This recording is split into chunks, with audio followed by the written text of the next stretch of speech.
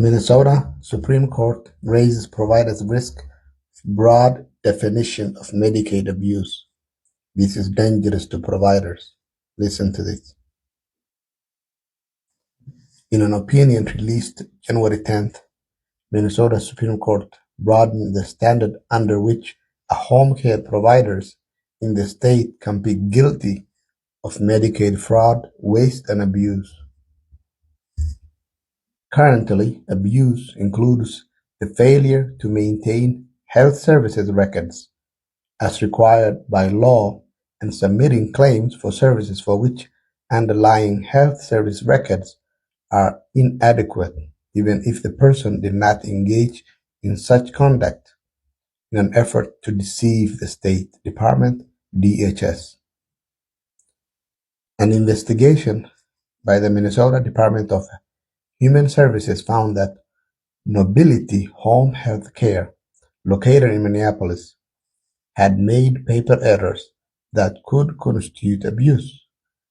Specifically, some timesheets for personal care assistants lacked provider ID, signature, or time of day designation, which are required for providers to receive Medicaid reimbursement.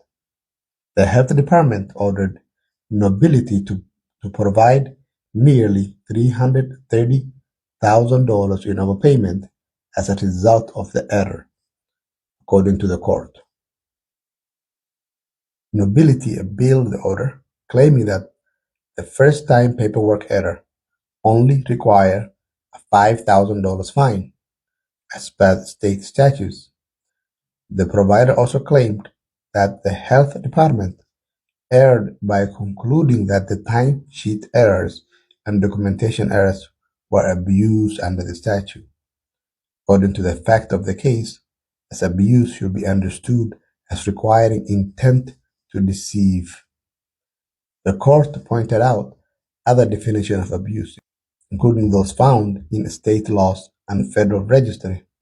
It included that paperwork error, with or without intent to deceive, constitutes abuse, and the provider can be held liable.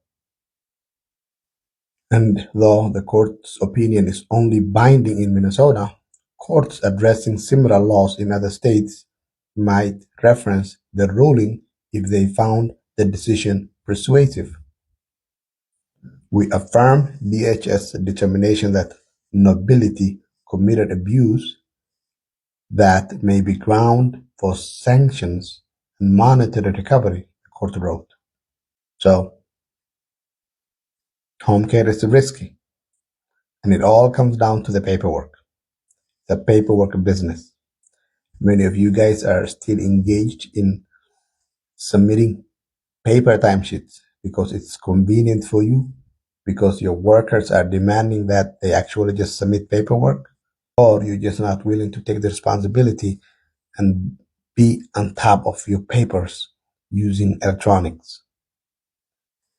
It all for $330,000 penalty for error in timesheets is exactly what I went through about 8 years ago. And that's not a joke.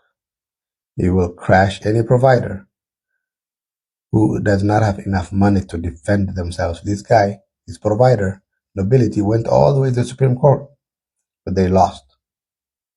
So, what can you do as a provider?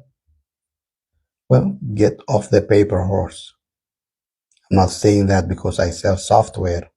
I'm saying that because little mistakes are costing providers millions of dollars in penalties.